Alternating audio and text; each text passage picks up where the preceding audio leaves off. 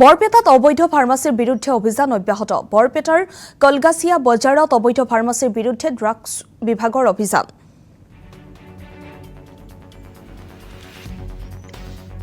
আৰু নথিপত্ৰবিহীন তিনিখনকৈ pharmacy seal কৰে বিভাগটোৱে।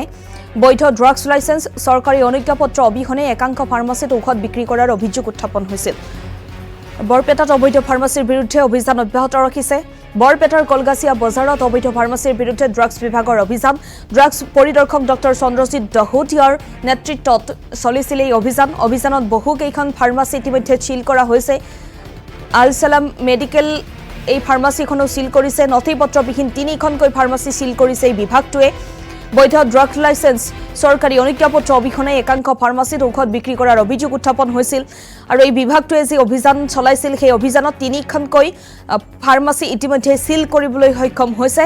এই অভিযান ইতিমধ্যে পূৰ্বেও এই অভিযান চলিছিল, পূৰ্বেও কেইবাখনো ফাৰ্মাচী সিল কৰা হৈছিল আৰু পুনৰবাৰ তিনিখনকৈ ফাৰ্মাচী সিল কৰিছে এই বিভাগটোৱে। বৰপেটাত অবৈধ ফাৰ্মাচীৰ বিৰুদ্ধে অভিযান অব্যাহত ৰাখিছে।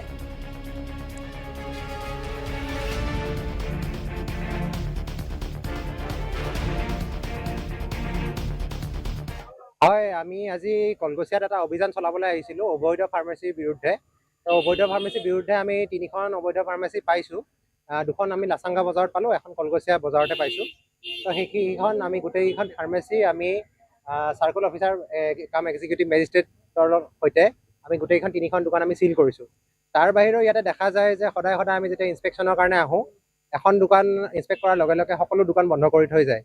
তো সেইটোৰ কাৰণে আমি এবাৰ প্ৰত্যেকখন দোকানতে এখন এখন নটিচ আমি ষ্টিক কৰি থৈ গৈছোঁ, আঠা লগাই থৈ গৈছোঁ, যাতে তেখেতসকলে 3 দিনৰ ভিতৰত দোকানৰ সকলো নথিপত্ৰ, আমাৰ যিটো অফিচ আছে জইণ্ট ডাইৰেক্টৰ অফিচৰ ভিতৰত, অফিচ অফ ড্ৰাগ ইনস্পেক্টৰ, সকলো নথিপত্ৰ যি আছে তথ্য পাতি অফিচত জমা কৰিব লাগিব। তেতিয়াহে তেখেতসকলে ফুল্লি ফাংচনেল কৰিব পাৰিব দোকানখন।